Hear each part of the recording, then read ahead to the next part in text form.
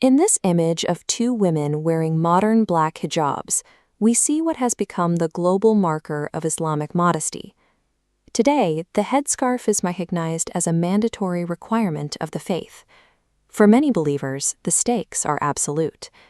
In crowds like this one, wearing the veil is fueled by intense societal pressure and the conviction that leaving the hair uncovered is a violation of God's law, punishable by hellfire. To understand the origins of this rule, we have to look back to 7th century Arabia, a society vastly different than modern expectations. At that time, it was common for enslaved women to walk through public markets topless. They were forbidden by law and custom from covering themselves. The second caliph of Islam, Umar, enforced this class divide with violence. Historical records show he physically struck enslaved women if he caught them wearing a veil, demanding they not imitate the dress of free women. If covering the head is a universal moral obligation handed down by God to prevent sin, we have to ask why the most vulnerable women in early Islamic society were punished for doing it. This illuminated manuscript page shows the text of the Quran. When we audit these verses, the specific commandments regarding modesty become clear. The word hijab appears multiple times in the Quran, but in every instance it refers to a physical barrier, a spiritual screen, or a partition between two spaces. The Quran never uses the word to describe a piece of clothing on a person's head. The text most frequently cited to enforce the headscarf is verse 31 of chapter An-Nur. It instructs believing women to draw their shawls over their jiyub. In the Arabic language, jiyub refers specifically to pockets or the opening of a collar. Because many women in this era walked around topless, this was a specific instruction to pull their garments down and cover their chests. The verse widely used today to mandate the headscarf remains a straightforward command for torso modesty. It mentions nothing about covering the hair.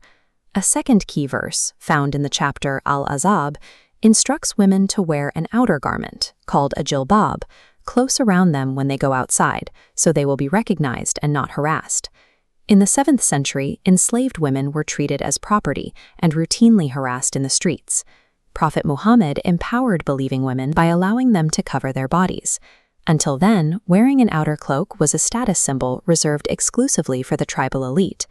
This instruction provided a protective measure for safety and signaled class distinction in a dangerous era. It was a shield for social status, not a theological mandate to hide a woman's hair. These customs didn't emerge in a vacuum. They trace back to the Prophet's own family history. His grandfather, Abdul Muttalib, introduced several social practices designed to distinguish and protect his tribeswomen. By the time Muhammad was raised in that household, veiling was an ingrained cultural tradition, a sunnah, that functioned as a badge of tribal honor. The early headscarf served as a localized societal norm and a physical shield for a specific class of women. It was a practice of the household, not a universal divine rule handed down from God. The Quran commands both men and women to dress modestly, be humble, and cover their chests.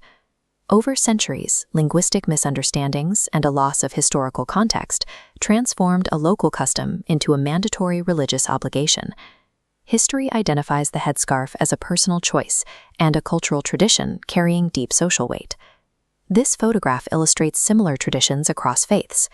Catholic nuns and Orthodox Jewish women wear specific head coverings as a devoted practice of their religion. Removing divine obligation from the headscarf distinguishes human tradition from the Word of God. Clarifying this history allows women to be judged by the sincerity of their hearts, the content of their character, and their modesty, rather than the fabric on their heads.